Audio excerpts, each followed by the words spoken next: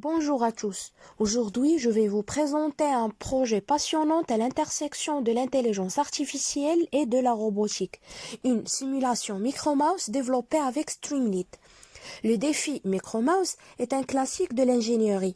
Un robot doit explorer un labyrinthe inconnu, le cartographie antérieurement, puis trouver le chemin le plus rapide vers la sortie. Dans cette vidéo, je vais vous montrer comment j'ai transformé ces concepts algorithmiques en une application interactive et visuelle. Commençons par les bibliothèques. L'architecture de cette application repose sur un écosystème Python complet. Streamlit assure l'interface utilisateur web et l'interactivité, tandis que NumPy gère la structure matricielle du labyrinthe où les chemins et les murs sont représentés par des données numériques. La logique de mouvement est propulsée par Random pour l'imprévisibilité de l'exploration et par la structure des collections pour optimiser le calcul du chemin le plus court via l'algorithme BFS.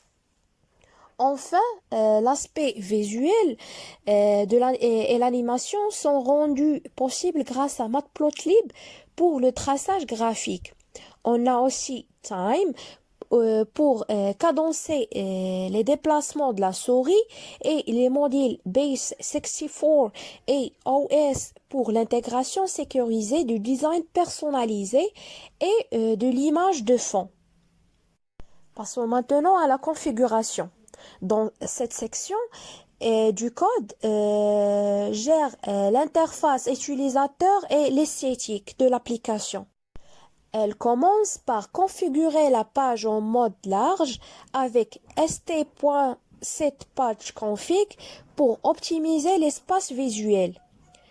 Aussi, la fonction Apply Scientific Design personnalise ensuite l'apparence en vérifiant la présence d'une image de fond, qu'elle encode en Base64 pour intégrer via du CSS injecté par STMarkdown.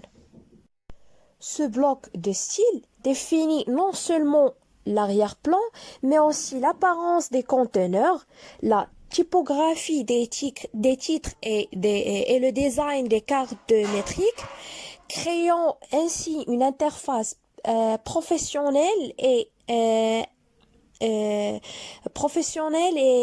immersive qui dépasse le look standard de Streamlit. Passons maintenant à la section suivante. C'est la logique de l'environnement.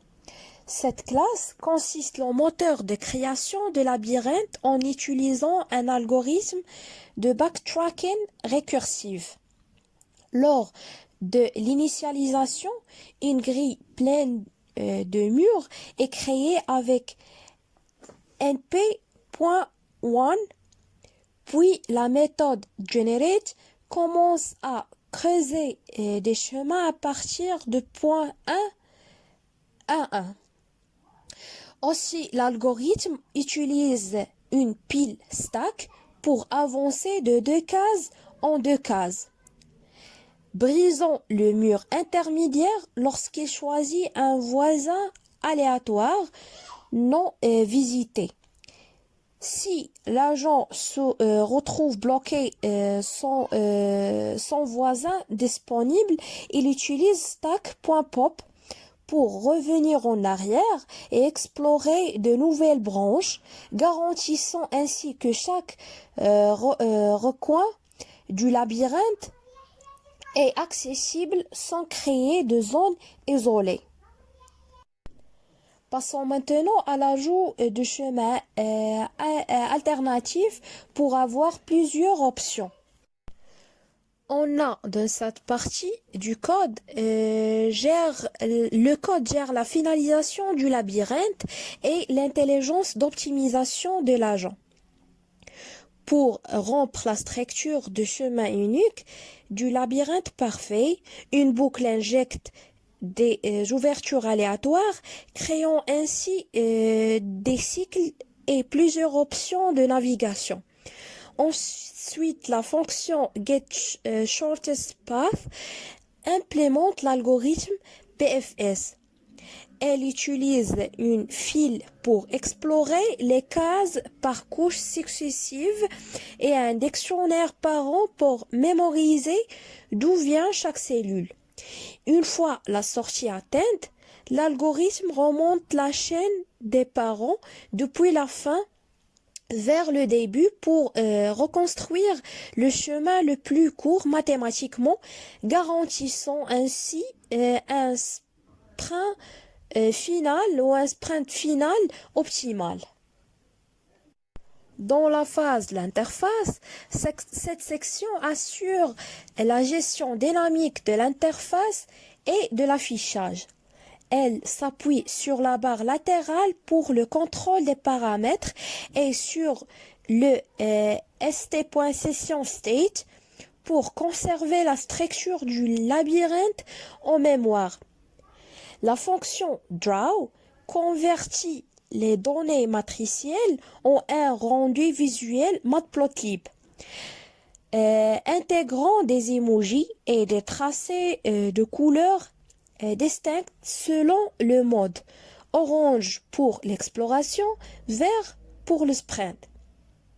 Enfin, l'usage de st.empty permet une mise à jour fluide et en temps réel de la simulation et des statistiques, offrant une expérience interactive sans rechargement de page.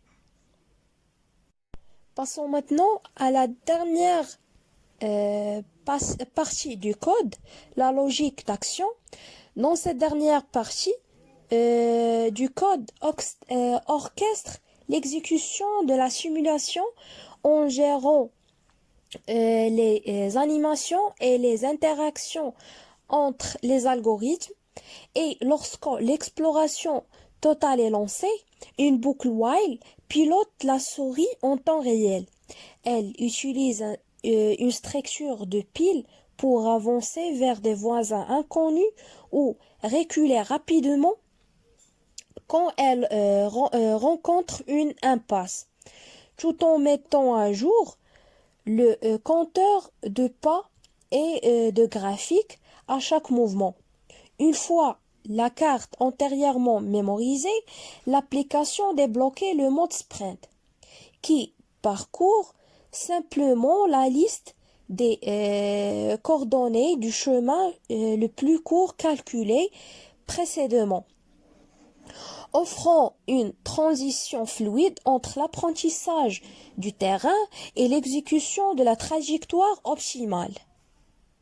Passons maintenant à l'interface de l'application. On a dans cette barrière, on peut changer la taille du labyrinthe. Aussi, on peut changer la vitesse d'acquisition. On a aussi deux boutons.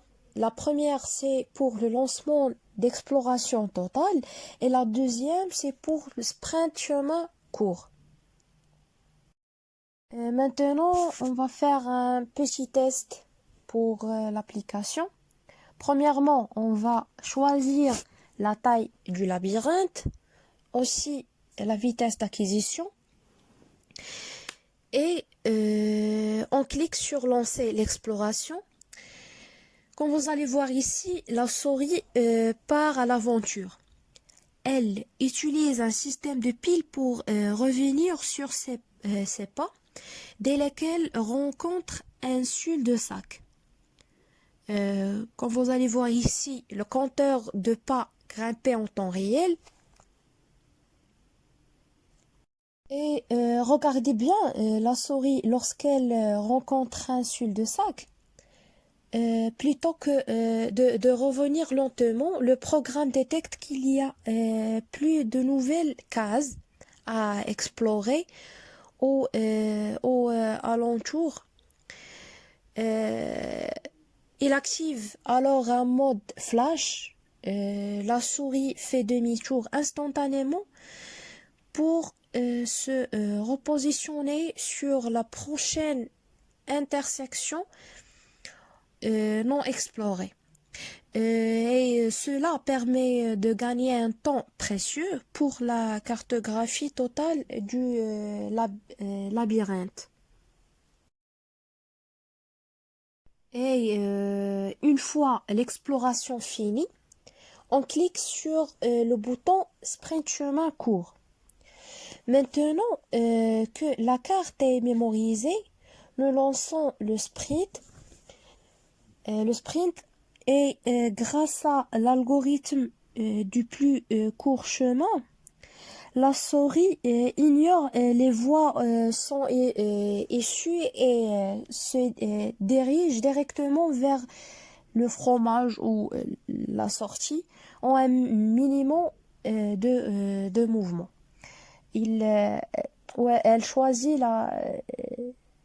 le voie le plus court ou le voie le plus court, oui.